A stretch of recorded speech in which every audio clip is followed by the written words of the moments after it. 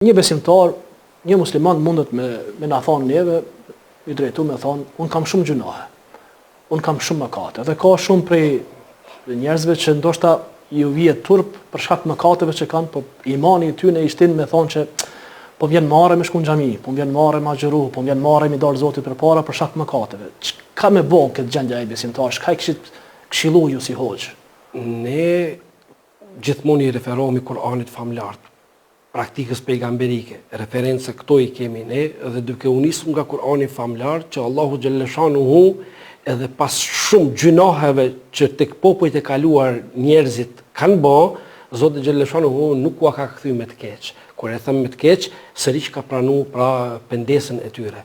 Edhe ne nuk kemi të drejtë askujt, sepse Kur'ani se ka ndalu, nuk e ka ndalu një gjatë të tillë, ti themi dikujt që për ty ka mbaru. Allahu e ka lënë këtë derë, pra të hapur, pra që njeriu me ju kthy të madhit Zot xhallashanuhu.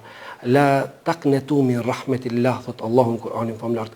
Mos e humbni pra shpresën në mëshirën e të madhit Zot xhallashanuhu. As ne nuk duhet ta humbim, as nuk duhet të tjerëve t'ju thojmë. Njëherë neve ndoshta në popull, në përgjithësi, kemi disa shprehje të cilat pra i përdorim ndoshta në zhargonin ton popullor që janë të matura në kuptimin njerëzor e kam fjalën, por që ne se kemi të drejtën përderisa Zoti se ka mbyll një derë, ne se kemi të drejtën ti themi me e mbyll, edhe pas shumë gjunaheve, mëkateve që njeriu i bën, sërish duhet t'i kthehet të madhit Zot xhallashanuhu.